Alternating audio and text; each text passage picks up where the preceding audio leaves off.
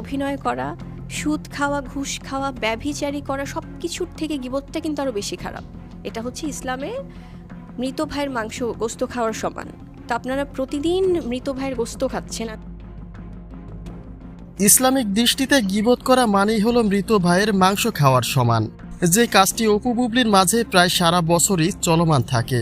কোনো না কোনো ইস্যু ধরে একে অপরকে নিয়ে গীবত করতেই থাকেন তারা। যদিও বুবলির ভাষ্যমতে অপু বিশ্বাসকে রুখে দিতেই প্রতিবাদ গড়ে তোলেন তিনি।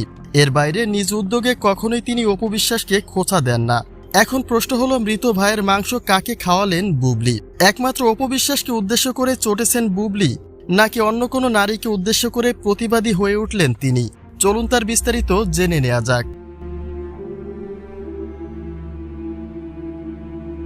চলচ্চিত্র অঙ্গনে বুবলি পা রাখার পর থেকেই একটা মহল তাকে ডাবানোর চেষ্টা চালিয়ে যাচ্ছে। তবে সেই মহলে যে একমাত্র অপু বিশ্বাসের নাম তা কিন্তু নয়। শিল্পী জগতের বাইরেও একাধিক নারীরা বুবলির অধপতন দেখার অপেক্ষায় বসে থাকে।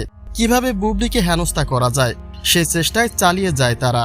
বুবলি বলেন, তার ক্যারিয়ার ধ্বংস করতে একটা মহল উঠে পড়ে লেগেছে। তারা নানানভাবে বুবলিকে ছোট করার চেষ্টা করছে।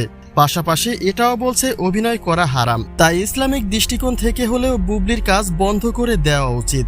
যার পাল্টা জবাবে বুবলি বলেন, ইসলামিক দৃষ্টিকোণ থেকে অভিনয়, সুদ, ঘুষ এবং ব্যভিচারের থেকেও খারাপ কাজ হলো গীবত করা, যাকে ধর্মীয় দিক থেকে মৃত ভাইয়ের মাংস খাওয়ার সমানভাবেই দেখা হয়। তাহলে আপনারা এত বড় অপরাধ করেও অন্যকে কিভাবে উপদেশ দেন?